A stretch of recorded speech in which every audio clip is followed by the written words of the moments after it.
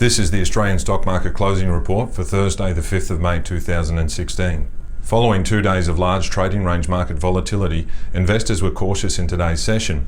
Commodity-related stocks were slightly weaker, financial stocks were slightly firmer, resulting in the ASX 200 closing higher by 8 points or 0.15% to 5,279. The day's trading range was 55 points, with the high of the session at 5,294 and the low of the session at 5,249. Market breadth was relatively even, with 98 stocks advancing versus 92 stocks declining and 10 stocks unchanged. The energy sector was significantly stronger than the market, closing higher by 1.1%, with Liquefied Natural Gas up 3.6%, Origin Energy higher by 3.5%, and Santos higher by 2.6%.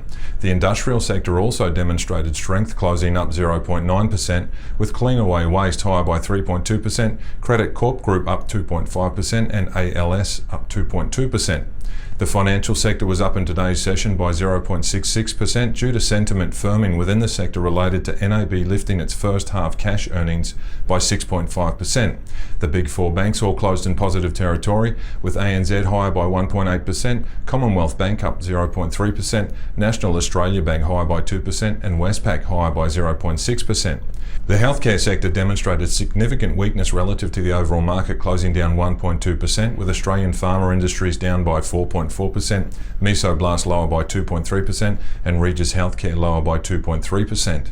BHP Billiton closed down 36 cents or 1.9% to $18.43, and Rio Tinto was higher by 21 cents or 0.4% to $48.06. In economic news, the Australian Bureau of Statistics is reporting that Australia's exports rose 4%, while imports were up 1%. Economists had expected a deficit of $2.9 billion in March, following a deficit of $3 billion in February. However, the trade deficit contracted, coming in largely better than expected, being revised down by almost 30% to $2.1 billion.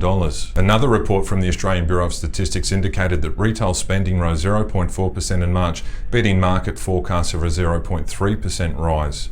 Retail spending in March came in at $24.95 billion, up from February's $24.85 billion. The five most active stocks were Fortescue Metals lower by 3.2%, APN News and Media higher by 0.8%, Alumina lower by 2.8%, Telstra down 1.1%, and South 32 up 1.6%.